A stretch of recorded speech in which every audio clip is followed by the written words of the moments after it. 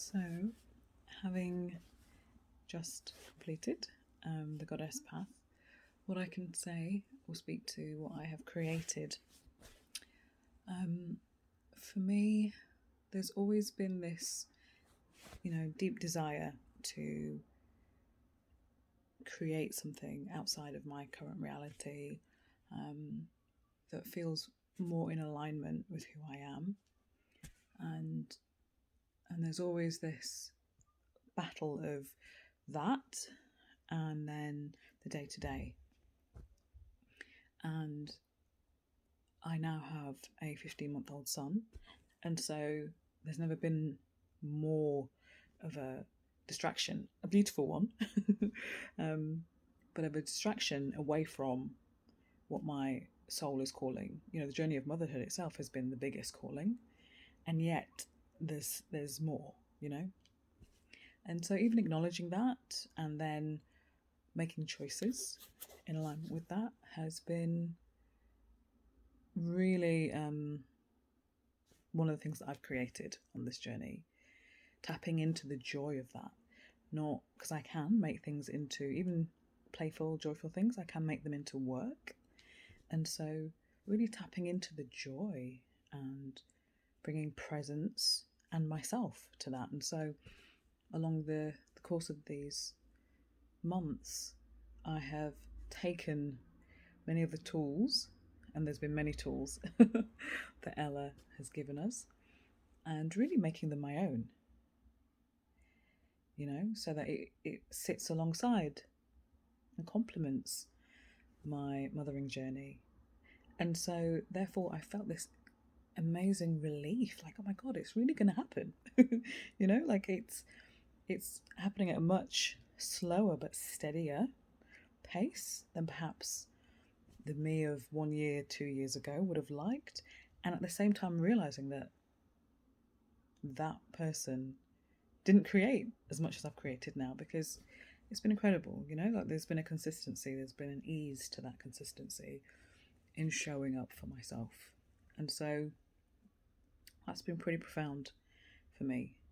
And that foundation of joy, of love, of compassion has been, the best foundation to create anything that's really going to be lasting.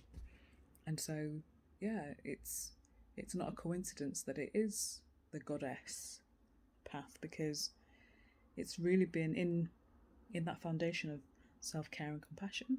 It's been a real acknowledgement that, I am a cyclical being, that there will be seasons where I will be creating and there'll be a pace to that, and then there'll be other seasons where no, my body doesn't want to do that. And so really honouring and giving space to the rest. And so within that, what has been the most transformational has been my offering to the world.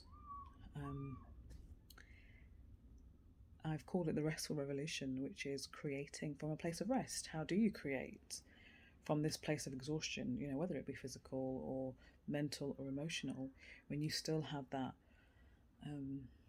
desire to build, to move, and yet there is that resistance, whether it, like I said, be physical or mental or emotional. How do you create a revolution from that place? And so yes, so my offering, the Restful Revolution, has become the most embodied that it ever has done. My words, my poetry, there's an embodiment to that, and a sense that goes along with that they are worthy, that they deserve to be seen because I am worthy and I deserve to be seen, that they're an extension of me. And so that has been the most transformational thing, that recognition that who I am and what I offer are really, the two are synonymous, really. And what was the most powerful moment for me? There's been many, but it has been during the sessions, the one-on-one sessions. One in particular that stands out was it was a really particularly tough time in terms of the exhaustion, sleep deprivation, just that feeling of, stuckness and overwhelm. And it was true alchemy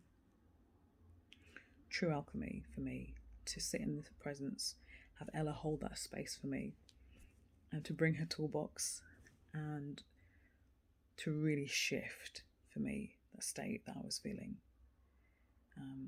For me to go from how I was feeling to a place not only of just like all is well, but also to create from that place was really monumental. And so, yeah, that was one of the many powerful moments for me. It has been a delight and a joy to work with Ella. She has a generosity, a wisdom, an openness to love, to encourage, to inspire. She really walks the walk. There's nothing that she doesn't encourage you to do that she's not already doing herself. And so it's a true embodied path. And it's been an absolute delight and pleasure. So thank you.